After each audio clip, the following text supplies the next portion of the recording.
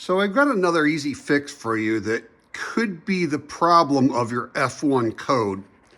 So I woke up this morning and I tried turning on this mini split, the aux brand, right there. And right there, instead of the temperature, it said F1. So I opened this up.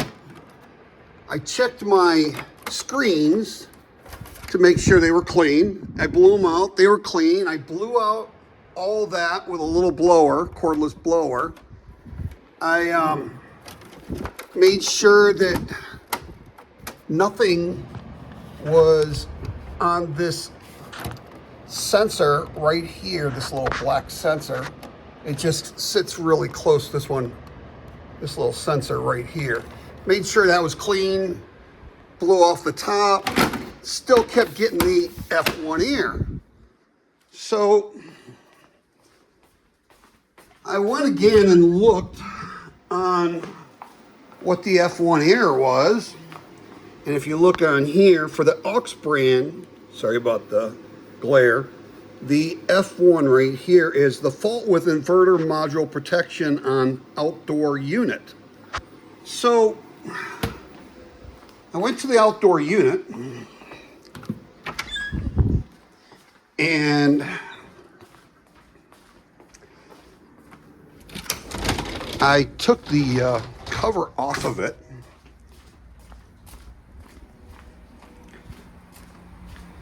So there was a screw right here on this side, where the refrigerant and the electrical goes in.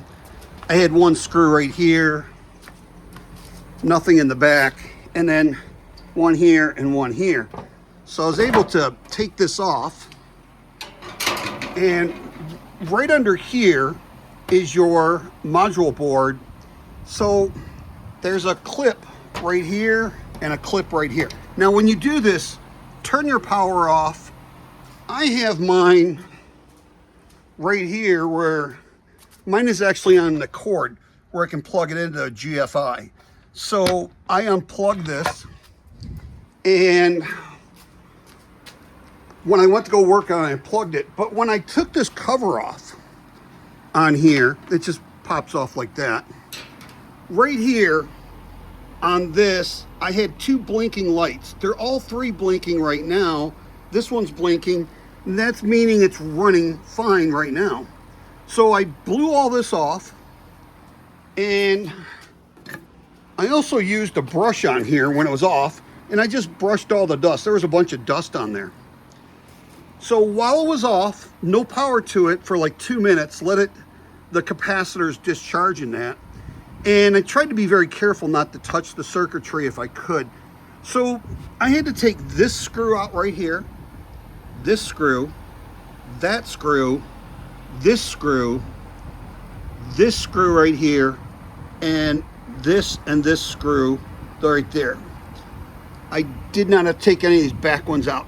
But as soon as I did that, I was able to press on this tab, press on this tab, and press on this tab.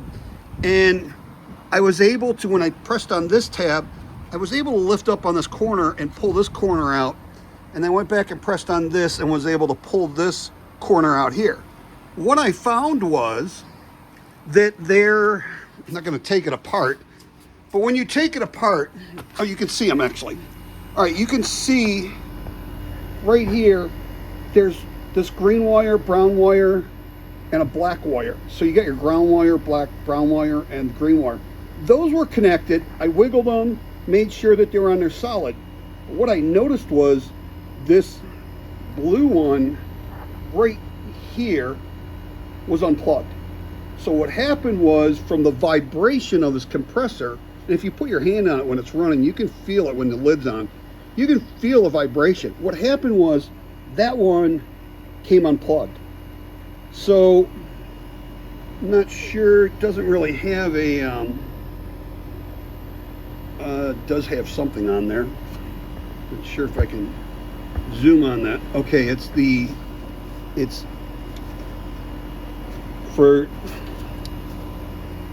I can't, oh, here it is. So right here, it's this one right here. This T RO, I believe it is. It's this little one right here. That was the one that was unplugged. So, and you can see down there the thing on that. So I put it back together. I put all the screws back in, and when I took them out, I laid them over here. So this one was laying here, this one was laying there, and this one was laying there, so that I knew what I'm sorry. Put one, the farthest one going this way right here, the next one right there in the middle, and then this one right here on the end here. So there was 1, 2, 3 screws, so I knew what order they went in. Over here, I took out these 3 screws right there, 1, 2, 3, and I set them 1, 2, 3. And then there was this screw as well right here, and I set it over here. So I could keep the order when I put it back together. Then what I did was I took and put this back on, put the cover back on. Oops, I gotta go to the other side over here. I snap that back on, snap that back on. So this is secure, and blew this out. Put it back on, turned it on, and lo and behold, my fan started running. And when I turned it on, within about 60 seconds, I started getting heat. And right now, I'm not sure if you can tell on that or not. Let's see. It is 121 degrees coming out. Yes. It is 121. I'm trying to see if you can see that. 121 degrees coming out. So that was the fix. I also, before I did that, was I have gauges, refrigerant gauges for this, and there's a special adapter you need to buy, and you can buy this at some of the places for refrigeration, but I got this on Amazon. It wasn't much. I think it was like around 20 bucks, but you got to have this. You connect your blue to that, connect your blue to this, connect your yellow if you're going to put refrigerant in. And all I did was I opened this up by going clockwise.